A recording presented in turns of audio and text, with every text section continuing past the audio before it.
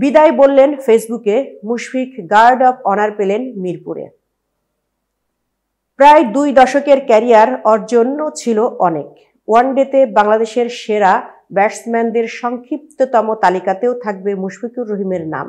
অথচ কাল তিনি কিনা এই সংস্করণের ক্রিকেটকে বিদায় বলেছেন সামাজিক যোগাযোগ মাধ্যমে। এর আগে টি-20 ক্রিকেটকেও একইভাবে বিদায় বলেছিলেন মুশফিক।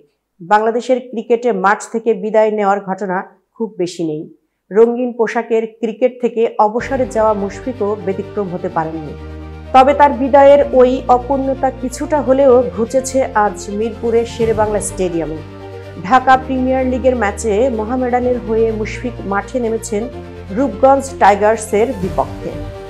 এই ম্যাচে টস জিতে ফিল্ডিংয়ের সিদ্ধান্ত নেয় মোহামেডান। প্যাড গ্লাভস পরে মাঠে নামার সময় সতীর্থদের কাছ থেকে গার্ড অব অনার পেয়েছেন এই উইকেট রক্ষক ব্যাটসম্যান। ওয়ানডেতে বর্ণিল এক ক্যারিয়ারেই তিনি ইতি টেনেছেন মুশফিকুর রহিম। বাংলাদেশের হয়ে এই সংস্করণে সবচেয়ে বেশি 274টি ম্যাচ খেলেছেন তিনি। 36.42 গড়ে তামিম ইকবালের পর সর্বোচ্চ 7,795 রান করেছেন মুশফিক। 9 সেঞ্চুরি করেও আছেন তামিমের 14 পরে।